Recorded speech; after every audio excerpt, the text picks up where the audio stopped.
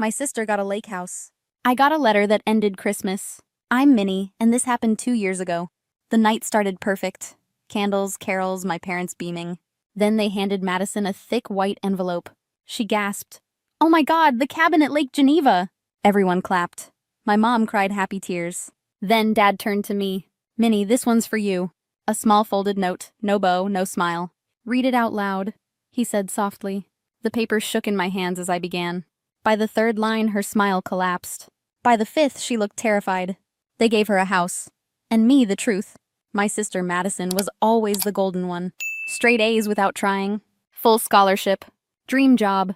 Perfect husband from a rich family. Meanwhile, I worked 3 jobs through nursing school. Lived above Mrs. Chen's restaurant, smelling fried rice at 2 a.m. But I loved my life. It was mine. Still, every family dinner felt like a scoreboard I'd already lost. "Your sister just got promoted again." "And you, dear, still renting?" Their praise for her was thunder. Mine was a whisper, polite and brief. Then came the fertility years. 4 years of treatments, tears, and attention orbiting Madison's pain. Even when I smiled, it was considered insensitive.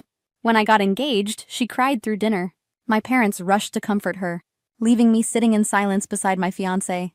At my own wedding, she sighed through photos. Her toast sounded like a therapy session, and I stayed quiet. Because family is family, right? But the day I told them I was pregnant, she exploded. Accused me of doing it to rub it in. My parents just watched. Not one word in my defense. A week later, I lost the baby. Madison didn't call. When Mom told her, she said, "Maybe that's the universe teaching Minnie gratitude." That sentence carved itself into me. Dad tried to pray it away. Mom said she didn't mean it, but she did. And they knew it. I stopped crying. I stopped asking for fairness. Because in my family, empathy was a one-way street. Grief taught me silence. Their silence taught me everything. Have you ever had to shrink yourself just to keep the peace? After the miscarriage, I stopped showing up. Not out of anger, just exhaustion. Madison's pain filled every room even when she wasn't in it. She started posting vague quotes on Facebook. When people show you who they are, believe them. Everyone knew who she meant. Friends texted me, confused and worried. Even my old roommate called and asked, "Is everything okay?" It wasn't. But explaining your own sister's cruelty feels pathetic, so I laughed it off. Meanwhile, family dinners became silent hostage situations. Everyone monitoring topics, avoiding words like baby, wedding, happiness. If she smiled, we all exhaled in relief. If she frowned, the whole night turned heavy. My parents walked on eggshells, terrified to upset her. No one noticed I was bleeding too, just quieter. When I did attend, I felt like a ghost. Every compliment redirected to Madison. Every conversation filtered through her emotions. Easter dinner broke Marcus. My cousin announced her engagement. Madison left the table crying. The celebration died instantly. 3 hours of joy, gone in 10 minutes. On the drive home, Marcus slammed the steering wheel. "This is insane, Minnie," he said. "One person's emotions control your entire family." He was right. I just didn't know what to do about it. I loved my parents, but their loyalty was killing me. They called it keeping peace. I called it surrender. We started saying no to gatherings. Half the birthdays, half the dinners. Excuses about work shifts or long drives. Mom said I was punishing everyone. Dad said, "You're holding grudges." The words hit harder than they realized. I went home and cried on the bathroom floor. I wasn't punishing them. I was protecting myself. But in our family, self-preservation looked like rebellion. Every time I said no, it sounded like betrayal in their ears. They didn't see boundaries. They saw abandonment. And I hated that protecting my peace meant disappointing them. At night, I'd sit awake replaying every conversation. Every time I swallowed my voice just to keep the room calm. Guilt pressed against my ribs like a heartbeat I couldn't silence. Was I a bad daughter for needing distance? Or just tired of bleeding in private while pretending to smile? They suggested family therapy. A lake trip. Something to reconnect us, Mom said. Every plan was a circle around Madison's feelings. Never a question about her behavior. It was always, how can we make her comfortable? Never, how can we make this fair? By that point, I'd stopped expecting fairness. I just wanted honesty. Because peace built on pretending isn't peace, it's silence in disguise. I stopped asking for softness. I started asking for truth. Christmas Eve felt almost normal. Soft lights, prime rib, the smell of pine and cinnamon. Madison was in a rare good mood. She hugged me when we arrived. That alone felt suspicious. Dinner was easy, laughter even sounded real. For a moment, I let myself believe we were healing. Then Dad cleared his throat. "Okay, time for the big surprise," he said. Mom handed Madison a thick white envelope. Madison gasped. "Oh my God, Jake, it's the lake house!" Tears, hugs, applause. She jumped up, crying, thanking them over and over. Mom said, "It's for your future family. Kids will love the lake." I smiled, pretending the room wasn't spinning. Marcus squeezed my hand under the table. Then Dad turned toward me. "And we have something for you, too." Mom reached under the tree. A small folded letter. No ribbon. No envelope. Just paper, creased and waiting. "Go on, honey," she said. "Read it out loud." I hesitated. Her tone was soft, but her eyes were serious. Everyone was watching.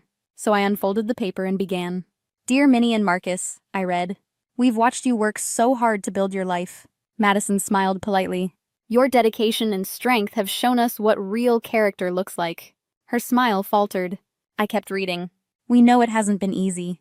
You've been patient, kind, and mature, even when treated unfairly." The room went still. Marcus sat straighter. Madison blinked, confused. Dad nodded for me to continue. "We're giving you the wedding gift we should have given years ago. $50,000 toward your first home." My voice trembled. "And we're paying off your remaining student loans." Madison's face drained of color. Jake looked down, silent. I kept going. "This isn't a loan. This is what we should have done instead of walking on eggshells." Madison made a choking sound. No one moved. "We love both our daughters. But we've realized we enabled behavior that hurt this family. And hurt you." The air felt electric, fragile. I read the final lines. "We hope this helps you build a life with people who celebrate you. We love you, Mom and Dad." Silence fell. Only the crackle of the fireplace. Then Madison's chair scraped against the floor. Her voice broke through the quiet. "What the hell is this?" Mom flinched. Dad stayed calm. "It's the truth," he said. Madison's eyes burned through me. "You made them write this, didn't you?" Marcus stood before I could answer. "She didn't make them do anything." Jake whispered her name, but she ignored him. The night that began with gifts had just unwrapped every secret.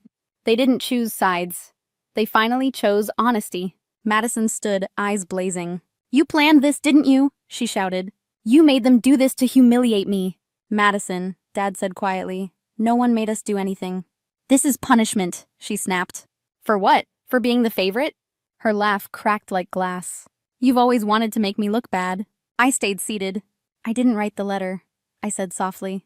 "You earned that yourself." Her face twisted. "Wow, so you're perfect now?" Marcus spoke before I could. "Perfect? She spent years apologizing for existing."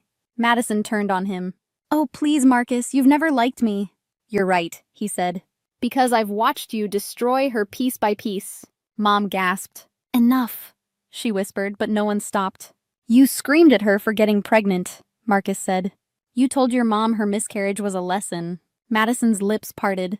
"I was hurting." "We all were," I said. "But I didn't turn my pain into a weapon." She flinched. Dad's voice was low but firm. "We enabled this, Madison. That was our mistake." "Enabled?" she repeated, stunned. "You just gave her $90,000 and called me toxic. You got a $400,000 house," Mom said gently. "We're not leaving you behind." Madison's eyes filled. "This isn't about money." "Then what is it?" I asked. "It's about control?"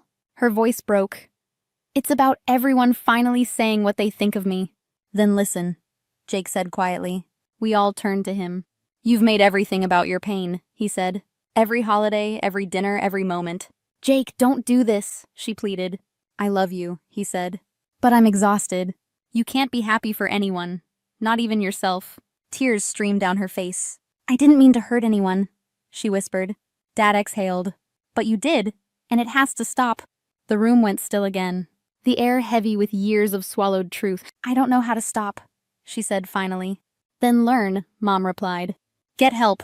Find a way to love people without punishing them for it." Madison wiped her eyes. Her voice trembled. I don't remember how to be happy for her."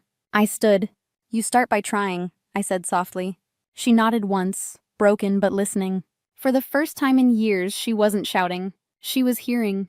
For once, we didn't protect her feelings. We protected the truth. Madison started therapy the next month. It wasn't quick. It wasn't pretty. But it was real. There were relapses, silences, and slow mornings that felt like progress.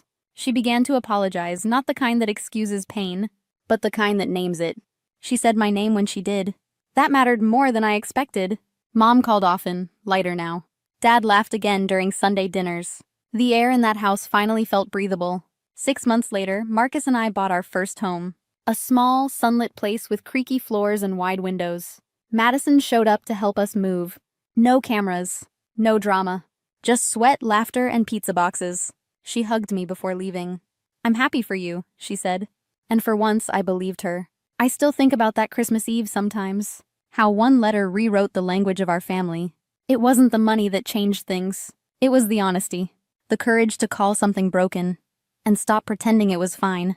We all paid a price for silence. But truth, even when it burns, clears the air. Now when I visit, Madison asks about work, not competition. Mom listens more than she explains. And Dad just smiles like he finally exhaled. We're not perfect. We're learning. And that's enough. Because peace doesn't come from keeping quiet. It comes from finally saying what needed to be said. And maybe that's the real inheritance. Not money, not property. But the courage to tell the truth. And the grace to start over. Sometimes I sit in our living room at night. The house still, the air calm. And realize I'm finally free. Some gifts buy comfort. But truth buys freedom. Before saying goodbye. If this story touched your heart, please give it a like. And share it with someone who needs to hear this today. Don't forget to subscribe for more true family betrayal stories. That reminds us we are stronger than we think. The city lights of Charleston flickered in the polished glass doors of the Solstice Grand. My fingers tightened around the hotel keycard, still warm from my palm. It was embossed with the golden emblem I had designed a decade ago, a rising sun cradled by ocean waves. And yet, at that very entrance, my sister Laurel stood like a velvet rope I hadn't paid enough to cross. "Kasira," she said, dragging out my name like it left a bitter taste. Her body angled sideways, an almost imperceptible block between me and the revolving doors. "I didn't think you'd actually show up. Thought you'd be busy. Folding napkins or whatever it is you do now." She adjusted the strap of her clutch, a patent leather imitation of a bag I'd seen in Milan last spring. The stitching was slightly off, the zipper crooked, but she wore it like a badge of status. "Dad's birthday isn't a walk-in kind of event," she added. "There's a dress code, a guest list, and an expectation of discretion." Before I could respond, the glass reflected another figure approaching. My mother Diane, draped in icy blue silk, and judgment appeared at Laurel's shoulder. Her eyes skimmed over me the way one scans for a flaw in a mirror quiet surgical practice. "We really hoped you'd understand," she said, offering a smile that didn't quite reach her eyes. "This isn't the time for tension or surprises. It's Martin's night." I smiled back. "I brought a gift." Laurel gave a theatrical sigh, rolling her eyes. A scented candle, a gift card to Olive Garden. I reached into my clutch and tapped the envelope inside without pulling it out. Something more permanent. Mom narrowed her eyes. "Look, sweetheart, it's not about the gift. It's about presentation. Status. We've worked hard to make sure tonight reflects well on the family. Everyone important will be here, the Penbrooks, the Crestwells, Mr. Durant from First National. You understand?" Yes, I understood. I understood perfectly. They'd spent years shaping their version of family into something polished, palatable, and exclusive. My departure from the family accounting firm had made me the stain on that carefully starched white collar, and now they feared I'd show up and ruin their illusion of unity and wealth. "I'm not here to cause a scene," I said softly. "But your presence would be a scene," Laurel snapped. "What do you expect us to do, introduce you as the sister who left to wait tables?" I nearly laughed. If only they knew. Instead, I said nothing. I watched the marble floors inside sparkle under chandeliers I'd chosen. I watched a bellhop escort guests to elevators I'd approved. I listened to a jazz trio tuning their instruments in the atrium, a musical partnership I'd negotiated after one too many dull lobby playlists. Everything they were trying to keep me from was already mine. Diane reached for my wrist gently. "Please, Kasira, don't embarrass yourself." She meant don't embarrass them. The keycard in my hand pulsed like a second heartbeat. I could end this entire charade in one sentence. But I didn't. Not yet. Sometimes silence sharpens truth better than any words. I understand, I said finally. They both relaxed, misreading me again. And I stepped back, giving them what they thought was victory, even as I stared up at the hotel's name in shining brass letters, Solstice Grand. The name they'd erased me from. The building they thought I had no place in. The empire they didn't know I'd built. From the sidewalk, I watched a valet open the door for a man I recognized, Judge Albright, whose wife had just renewed their resort membership last week. I tucked the keycard into my clutch and walked calmly to the corner, letting the wind carry the scent of gardenia and wood smoke from the courtyard fires. I wouldn't force my way in. I'd just wait for them to realize they'd slammed a door shut on its owner. 10 years ago, I stood in the conference room of Vaughn and Associates, holding a printed resignation letter and shaking like a child about to speak out of turn. The office still smelled like dry ink and burned coffee. Laurel sat in the corner tapping on her tablet like I didn't exist. My father stood at the head of the polished oak table, arms folded across his chest, waiting for me to back down. "I'm leaving," I said, voice small but steady. "I've been accepted into the hospitality management program at Penn." He blinked once. "You mean to wait tables? I mean to run hotels," I replied. "Own them." His laughter was sharp. "Kasira, this family built something solid, something respectable. And you want to go fold towels and ask strangers if they want extra pillows?" I remember Laurel's snicker the way she didn't even look up from her tablet. "Don't forget she gets to plan wedding brunches and clean up champagne vomit. Sounds glamorous." My father's expression turned hard. "If you walk out of here, you walk out for good. There won't be a job waiting when it falls apart. There won't be bailouts." "I'm not asking for one," I said. "You're not thinking clearly," he shot back. "You're acting like some glorified waitress with a savior complex." I held his gaze. "Then let me save myself." That was the last time I stepped into that office. They removed my photo from the company website by the end of the week. My name vanished from the family newsletter by that Christmas. In place of celebration, I got silence. In place of support, I got absence. And in that absence, I built something they couldn't see. I started small entry-level in a boutique hotel in Philadelphia, working the front desk, the linens, the breakfast bar. I learned the rhythms of hospitality not from textbooks but from double shifts and mop buckets. While they played dress-up in financial prestige, I was learning how to manage people-read margins, negotiate vendor contracts, and spot opportunity where others saw risk. The first hotel I bought was on the verge of bankruptcy. No one saw value in it, but I did. I stripped the wallpaper myself, slept in one of the guest rooms while the renovations happened around me, reopened it 8 months later under the name Solstice Inn. Within a year, it was turning a profit. Within 3, it was a brand. Now, it's an empire. And still, they think I manage a brunch cafe. A car horn jolted me back to the present. A stretch limousine pulled up in front of the Solstice Grand. Out stepped Laurel, smirking, waving to someone inside like a pageant queen, probably soaking in the attention she thought belonged to her. I stayed in the shadows. Let her soak it in. Soon she'd find out whose spotlight she was standing in. Laurel stepped back outside just as the valet closed the limousine door. She spotted me, immediately narrowed her eyes, and tossed her freshly curled hair over one shoulder like she was preparing for a photo shoot. "Still here," she said, her voice tight with disbelief. "I thought you got the message." I offered a small smile. "I didn't realize you were the one sending them." She gave a scoff and gestured to the gold pendant resting just above her collarbone. "Anyway, I don't expect you to understand, but some of us have actual careers to protect. I made junior partner last week. Dad was thrilled. We even celebrated here in the Sapphire Lounge. That would have been the night my head of marketing sent me a note about unauthorized press photos being taken in one of our lounges. Laurel's name had been on the internal report. I hadn't followed up. Let them have their moment. "Congratulations," I said. "I hear the firm finally signed their lease." She blinked. "How do you, small town?" I replied. It wasn't. But the building they were leasing belonged to one of my real estate holdings. My team had flagged their application for missing income documentation. I approved it anyway. Diane emerged next, waving to a guest who passed by in a blur of perfume and heels. She turned to me and frowned. "That's what you're wearing?" she asked, gesturing vaguely to my black dress. It's subdued. I prefer simple. She leaned closer. Kasira, this is the Solstice Grand.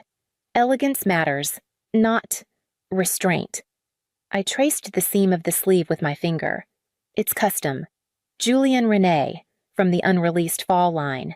Diane froze. Renee doesn't release until next month. I know. I was at the preview in Paris.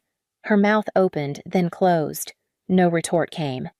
It wasn't about the dress. Not really. It never was.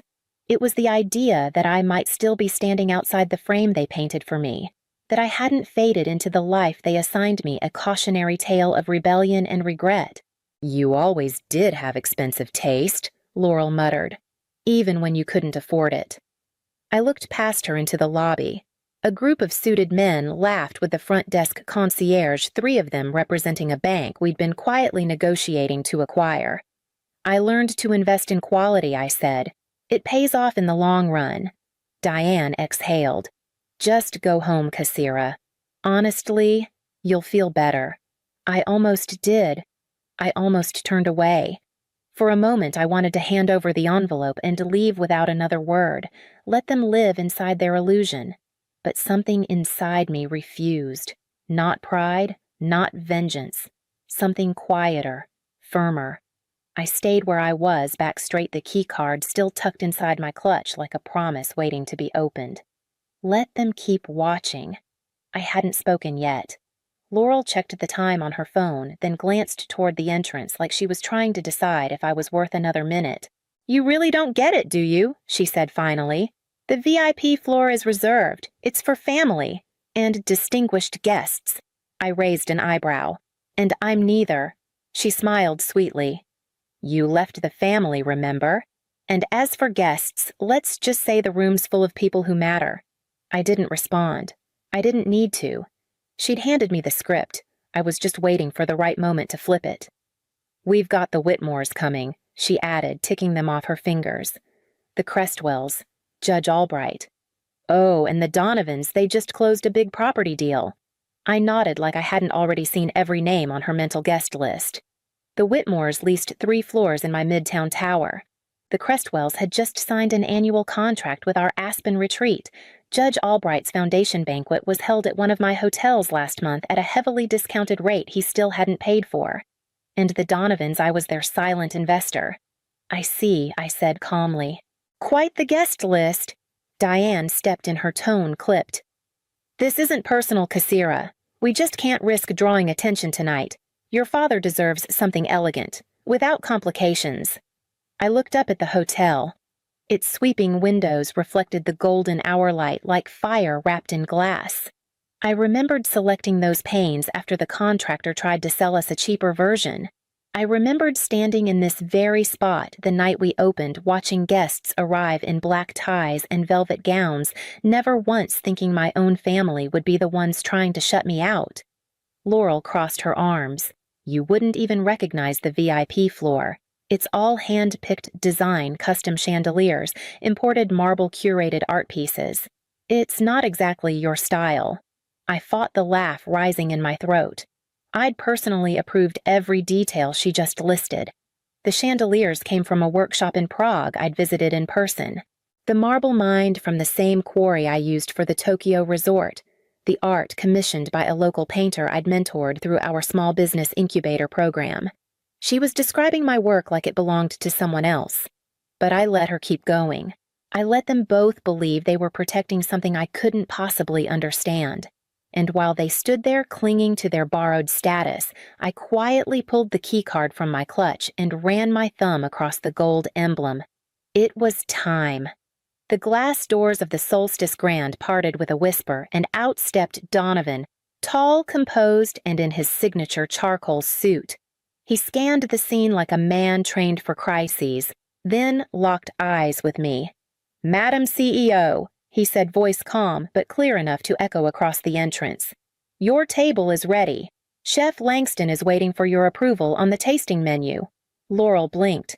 Diane's fingers twitched around her clutch. Donovan stepped closer, nodding respectfully. Apologies for the delay. We were finalizing security for the VIP floor. The shift was immediate. The doorman straightened. The concierge inside froze, then whispered something into her mic. The bellhop by the elevator turned his head quickly, recognizing me. Guests paused mid-conversation as they caught the title. A few stole glances. Others squinted, trying to place me. One man, Mr. Whitmore himself, actually did a double take. My mother turned to me, the color drained from her face. "Kasira," she murmured, "what is this? I believe you mentioned the VIP floor," I said softly, stepping forward. "I'd like to go up." Laurel recovered enough to scoff. "This is a joke." Donovan didn't flinch. "Miss Vaughn is the founder and CEO of Solstice Lux Hospitality. She owns the Solstice Grand as well as all affiliated resorts, hotels, and restaurant groups under the Solstice brand." Gasps. Real ones. Not polite party reactions, actual startled gasps. "Which includes, Donovan added the office building your firm just leased Ms. Vaughn, and the Charleston properties Mr. Whitmore's team manages." Laurel's mouth fell open. Diane stepped back, her heel slipping slightly on the curb. I turned to them both. "Shall we? I hear the view from the top floor is worth seeing." Then I stepped forward past their silence into the lobby I had built. The marble under my heels was smooth, cool, familiar. My staff greeted me with nods, soft smiles, and a touch of awe. Rachel at the front desk spoke gently into her earpiece. "She's here. Elevators are ready." I walked to the center of the atrium, the chandelier above catching firelight from the lobby sconces. My family lingered behind me, unmoving, but the doors were already open, and this time I wasn't waiting for permission to walk through them. The elevator doors slid open with a soft chime, revealing the Solstice Grand's private lounge. The room fell silent the moment I stepped inside. Dozens of carefully curated guests turned their heads in unison. Waitstaff froze mid-pour. Soft jazz stuttered to a halt, as if even the music had recognized the shift in power. My father stood near the head table drink, in hand-mouth slightly ajar. He didn't move. My mother gripped her pearl necklace like it was a rosary, her eyes scanning me from head to toe as if searching for an explanation she could live with. I kept walking. Kasira Martin Vaughn said at last, stunned. "What are you doing here? I believe this is your birthday," I replied gently. "I came to offer my gift." Mr. Kwan from Crest Point Bank stepped forward, interrupting. "Miss Vaughn, I had no idea you were connected to the Vaughn family. We've been trying to reach your office for weeks regarding our expansion loan." Before I could respond, Judge Albright appeared beside him. "Kasira Vaughn," he said with a chuckle. "Now everything makes sense. The woman behind those property acquisitions. I should have known it was someone with Charleston roots. The Blackwells were next." "Your team rejected our membership application," Mrs. Blackwell murmured, suddenly deferential. "We'd love a chance to reapply directly." I glanced back toward the elevator. Diane stood at the threshold, plastering on a smile, her voice lifting for the guests nearby. "We've always been proud of our daughter. Of course we supported her journey. It's just, well, she's always been independent." Laurel was behind her, half shielded by the door, staring at the marble floor like it had betrayed her. I turned back to the guests.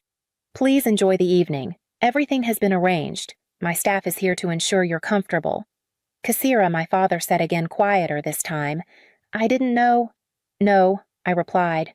"You didn't." He looked smaller now. Not just surprised, but fragile. The same man who once told me no daughter of his would serve tables. Now, surrounded by the very people who once dismissed me, each suddenly eager to attach their name to mine. I made my way toward the table and gently placed the envelope beside his plate. He didn't reach for it. Behind me, I heard my mother trying to explain me to the Blackwells as if I were a rediscovered heirloom. I let her, but I took my seat at the head of the table, not because they finally invited me, but because I had always belonged there. I found him alone on the terrace, hands resting on the stone railing, his eyes fixed on the Charleston skyline like it might offer answers he couldn't find in the room behind us. He didn't turn when I stepped beside him, just sighed. "You've built quite a kingdom." I nodded. "Yes, I was wrong about you." His voice cracked slightly. "So terribly wrong. For a moment, neither of us spoke. The night air was soft, salt-tinged. Far below, the city pulsed with life restaurants, streetcars, laughter echoing off brick. "I never needed you to believe in me," I said. "I just wanted you to see me." He lowered his head. I didn't know how. "No," I said, "you didn't try." He turned toward me slowly, searching my face. "Can you ever forgive me?" I looked out past the rooftops. The dome of the old courthouse glowed gold against the indigo sky. A city that had once made me feel small now looked like something I could hold in my hands. "You didn't fail me by doubting me," I said. "You failed me by measuring love with status. You loved us based on who followed your path. You respected only what fit your image." He didn't argue, didn't flinch. "I didn't come here tonight for closure," I added, "or for approval. I came because I stopped needing either." His eyes shone with something like grief. Not for what he'd done, but for the version of me he'd never cared to know. I stepped back toward the glass doors. "You can tell people your daughter owns the Solstice Grand now. That seems like something you'd enjoy saying at dinners." "Kassira," he started, but I'd already turned away. The door closed gently behind me. I slipped away before the final toast. Let them clink glasses and pretend they knew me. Upstairs in my private office overlooking the bay, I let the quiet settle. The skyline shimmered a city I'd once been told I'd never belong to. Now it was mine in more ways than they'd ever know. My desk held a short stack of business cards, ones slipped to me by guests who once ignored me. Suddenly, they wanted meetings, partnerships, introductions. Laurel's fiancé had disappeared mid-reception. No explanation. Just vanished when the truth settled in. Diane retreated behind air-kissed diplomacy, apologizing for my independent streak with the same charm she used to dismiss me. I opened my checkbook, wrote a quiet donation to a women's startup fund under a pseudonym. The memo line read, "For the girl they once called a waitress." Then I leaned back in the leather chair I'd chosen a lifetime ago, the one no one gave me, the one I built. Below, the last of the party lights flickered off. The story they told about me was over. Now I would write my own.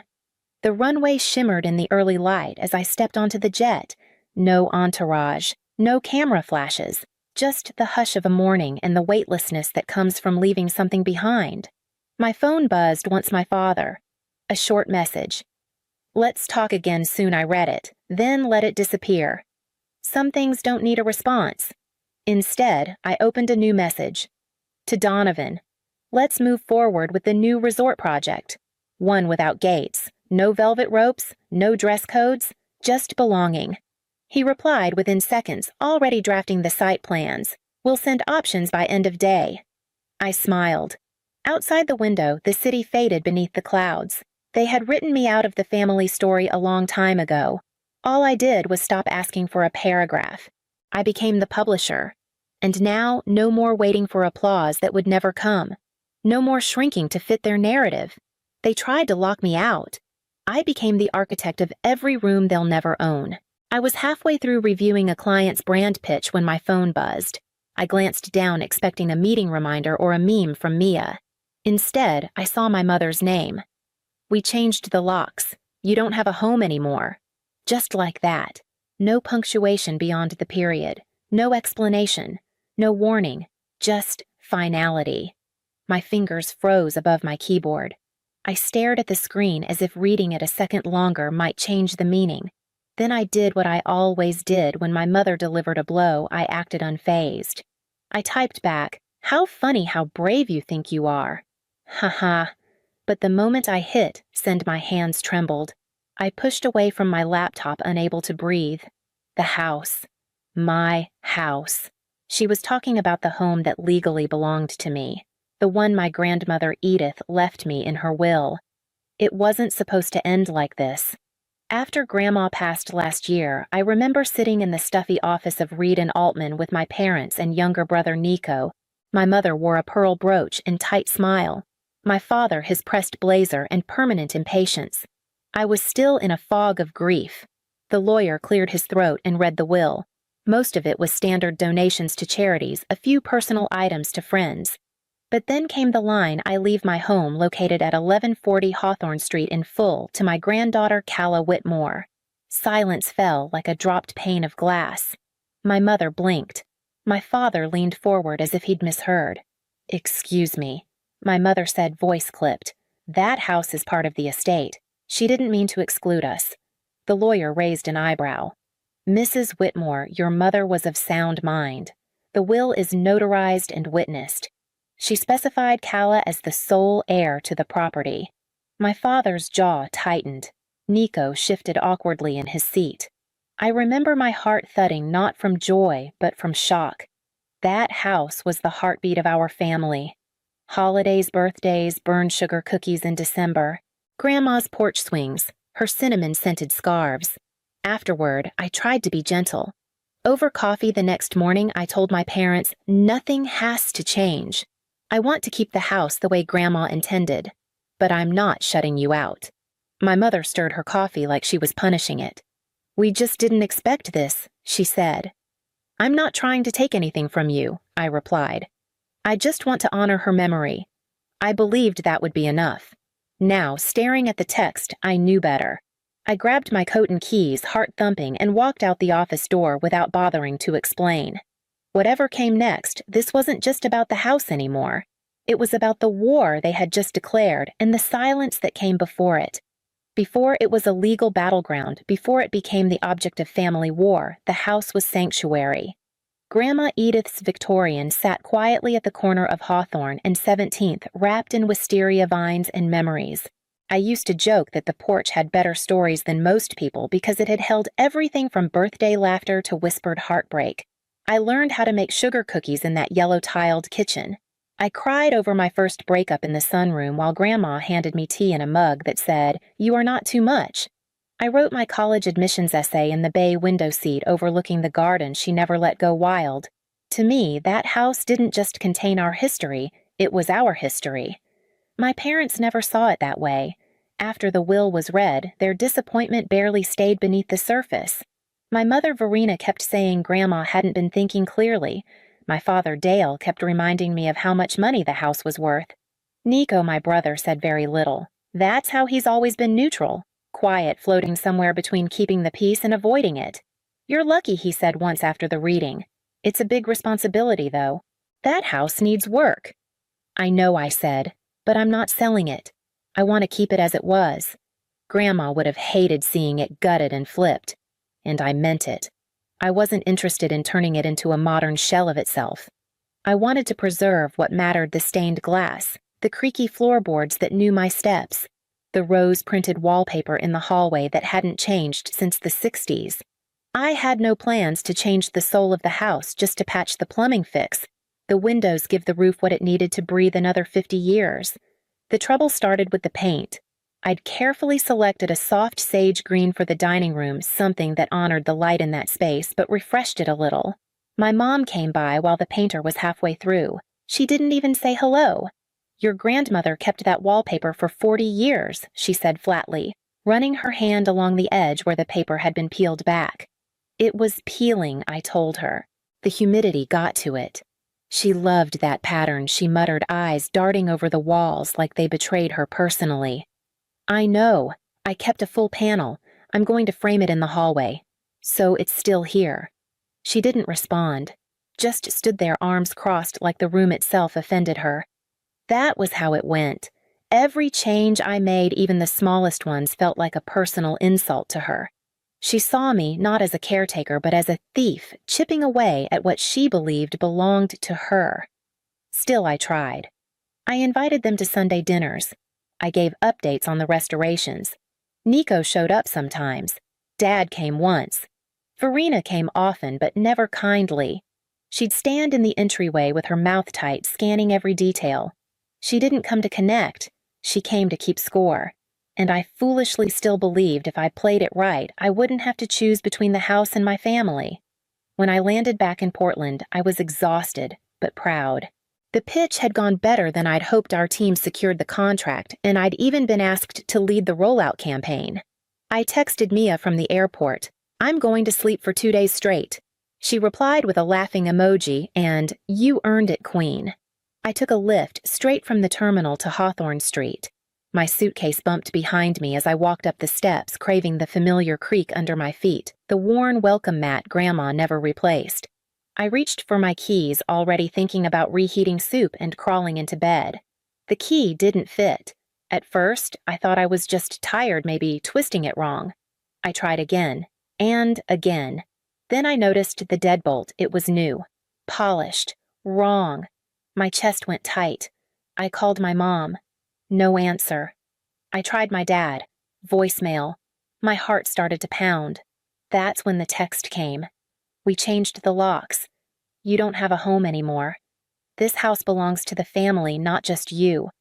I didn't cry. Not yet. I stood on the porch with my suitcase beside me like a guest who had overstayed her welcome.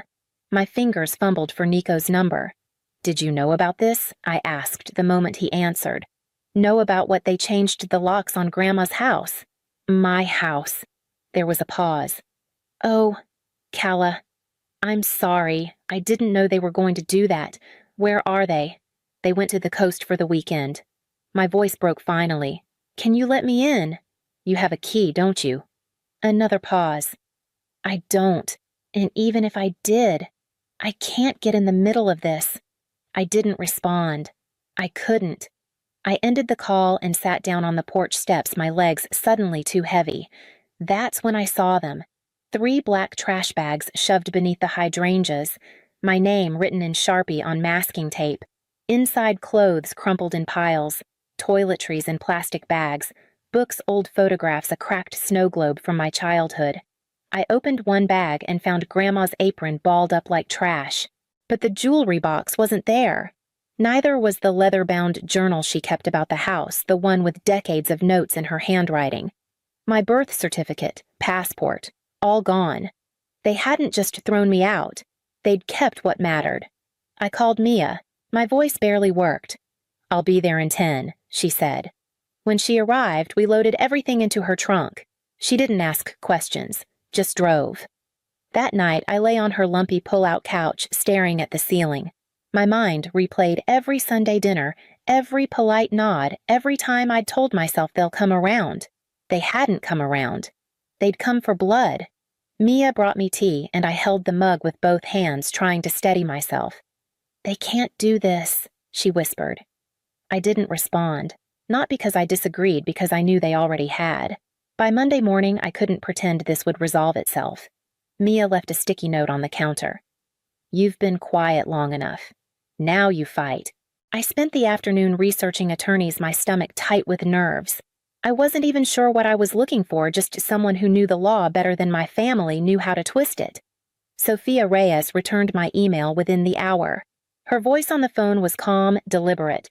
When I explained the situation, she didn't hesitate. That's called self-help eviction, she said. And it's illegal, even if they thought they had a claim, which they don't. You have the deed and the will correct. Yes, I said. The original will is missing, but I have the copy the estate lawyer sent after the reading. That'll do for now.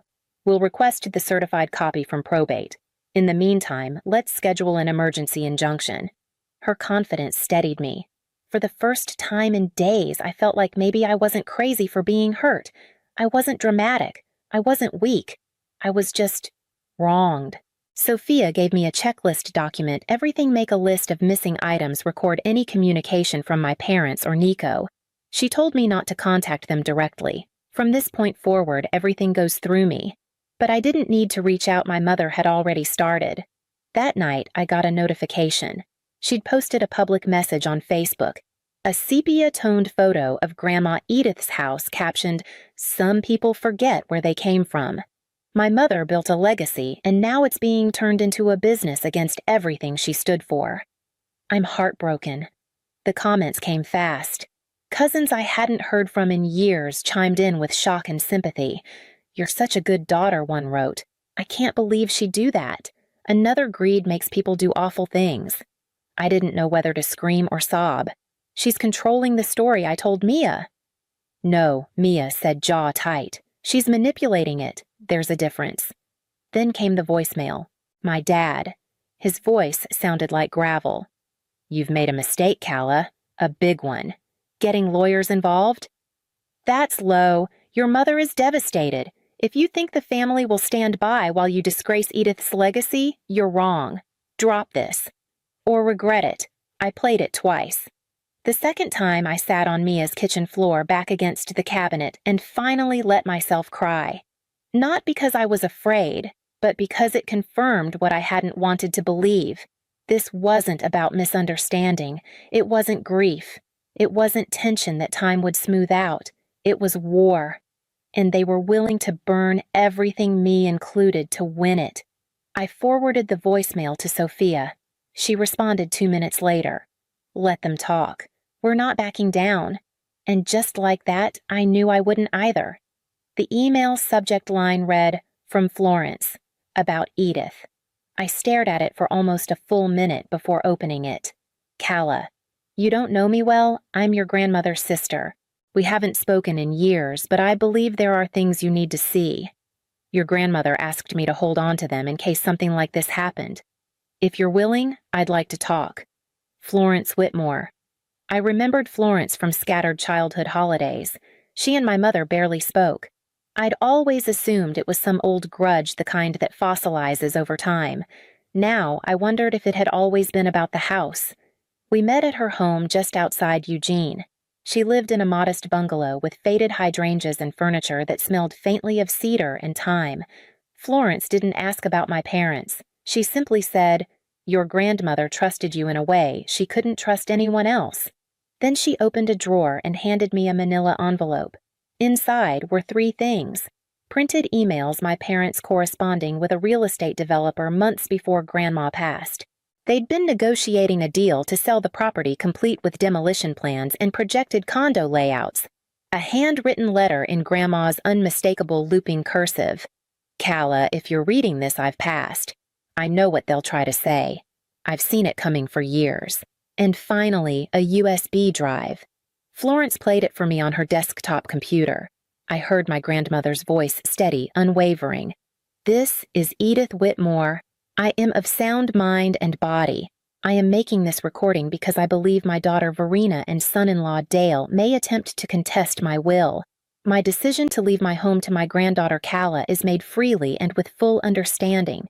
She is the one who sees its soul. I didn't realize I was crying until Florence handed me a tissue. She knew, I whispered. She saw all of it coming. She did, Florence said. And she made sure you'd have what you needed when the time came. Back in Portland, I delivered everything to Sophia. She read, listened, scanned, and then looked up at me with something close to fire in her eyes. This changes everything. That night, for the first time in weeks, I slept. Not because things were fixed, but because I finally had something stronger than fear. I had her voice, and it was loud enough to carry us both. The courthouse was gray and cold and humming with quiet tension. Sophia had prepped me for everything: what to wear, how to sit, when to speak, when not to. "Let your paperwork do the shouting," she said with a half-smile. My parents were already seated when we entered. My mother didn't look at me. My father did, and there was nothing in his stare but disdain. Nico sat behind them, his hands clenched, his eyes flicking between us like he didn't want to be there. The hearing moved quickly. Sophia presented the will, the certified deed, the emails, and finally the USB recording. The judge listened in silence, her expression unreadable. When it ended, the room felt different, like someone had cracked a window open in a place that had long gone stale. My parents' lawyer tried to argue abandonment, that I had left the property unattended, that they were simply securing family assets. But the judge cut him off. Miss Whitmore is the legal owner. Whether her parents agree with her grandmother's decision is not relevant. They had legal recourse if they wished to challenge the will. Changing locks and removing belongings is not one of them. My mother's lip quivered. My father's jaw twitched. The judge signed the injunction. They are to return full access to Miss Whitmore immediately. If any items are missing or damaged, this court will pursue further consequences. We stepped into the hallway and Sophia exhaled. That went better than expected. I nodded, numb but grateful, until a uniformed officer stepped forward. "Calla Whitmore." "Yes. I need to ask you a few questions about a theft report filed by Margaret and Dale Whitmore alleging you removed heirlooms and legal documents without permission." The hallway blurred. I felt the eyes of strangers, the prickle of judgment. Sophia stepped in fast. My client is not speaking further without a formal statement or legal summons. She is the owner of the property in question and the heir to the disputed items. The officer nodded reluctantly and stepped back, but the damage was done. Jason lingered behind the others, staring at the floor. "You knew they did this?" I asked quietly. He looked up, eyes full of something like shame. "I didn't know about the police report, but you knew they were willing to lie." He didn't answer. I didn't push. Back at Sophia's office, I sank into the chair across from her desk. "They're never going to stop, are they?" She looked me straight in the eye. "That's why we don't either." And that's when I knew this wasn't just defense anymore. It was time to go on the offensive. The house was quiet when I returned, but it didn't feel peaceful. It felt hollow. Most of the furniture was still there, but everything personal had been stripped. The walls where Grandma's photos once hung were bare, faint outlines left behind like shadows that didn't want to let go. Her copper pans were gone. The rocking chair she read in every night had disappeared. In the journal, her handwritten record of the home, its quirks, its stories, was nowhere. Sophia filed a theft report for the missing items, but even if we got some of it back, I knew parts of this house had been stolen in a way I couldn't ever fully recover. Still, I moved forward. I repainted the entryway. I hung new curtains. I opened the windows wide and let the spring air carry the dust and ghosts out into the yard. Then I turned the front parlor into what I had always imagined a small gallery space for local artists centered on themes of home memory and reclamation. Opening night came faster than expected. Mia brought wine, and a few neighbors who had once looked at me with suspicion now stood inside admiring the art and chatting warmly. It wasn't packed, but it was full enough to feel alive. Jason showed up just before closing. He held out a small, worn envelope. "Found this in one of Dad's old photo albums," he said. "Thought you should have it." Inside was a photo of Grandma Edith on the front porch laughing in mid-motion. The way I remembered her sunlight in her hair apron still tied defiant joy in her smile. "Thank you," I said. "And I meant it." He nodded. "You're doing something good here." I was still holding the photo when I saw her Verena, standing just inside the door alone. She looked smaller somehow, older.